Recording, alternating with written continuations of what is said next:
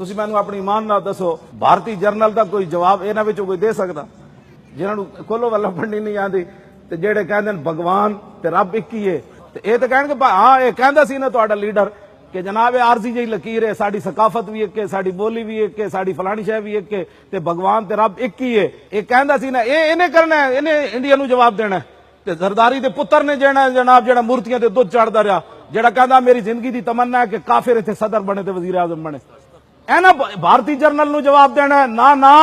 इन्हां विचों कोई भी नहीं भारतीय जर्नल नूं जवाब देने वाला जेड़े सकाफती ताइफे कुड़ियां नचण वालियां इत्थे ते इत्थों दियां उत्थे ते जेड़े बल्ले इत्थे वाले ते बल्ले वाले उत्थे बल्लियां नाल बल्ले वाले जवाब नहीं दे सकदे ये क़यामत तक भारतीय जर्नल नूं कोई जवाब दे सकदा ते मुहम्मद अरबी दा गुलाम दे सकदा क्यों जी भारतीय जर्नल भी ना जवाब देने जेड़े कद अपने हथियारों का नाम ही नहीं लिया ये मौली खादिम दे सकदा हां मैं भारतीय जर्नल नूं ये गल करना चाहता मैं कहो हिंदू और गांव दा मूत्र पीण वालिया तू की कहना पाकिस्तान ते हमला करना है पुत्र आ ना हमला करने दे पुत्रा साढ़े कोल एटम बम भी है शाहीन मिसाइल भी है गौरी भी है खतफ 9 साढ़े कोल अबाबील भी है खालिद टैंक भी है दरार टैंक भी है ते दुनिया की बेहतरीन फौज भी है ते इत्थे लब्बैक वाले भी है ये भी गल याद रख हां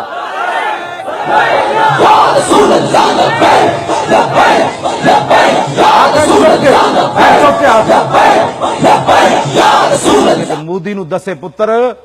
तू कहना मैं इधर आना हाँ हिंदू हिंदू हिंदू गां दा मूत्र पीण वाला तू हिंदवाणियां दे तू जानदा है जर्नल जेड़ा तू बयान दिता है कि मैं पाकिस्तान ते हमला करना है तू जिन्हें हिंदवाणियां दे नस्ल चो है ना जानदा है वो कौन सन महमूद गजनवी दे घोड़े दियां टापां ना उन्हां दे अमल डै पाउंदे सन तू साडे नाल गल्लां करना कि जनाब जी मैं इत्थे हमला करना है तू आ ते सही ना एक बारी हाँ ये असीं कहांगे फौज नूं थोड़ा जिहा सानूं लब्बैक वाला नूं अगे जाण दिओ हाँ जी जे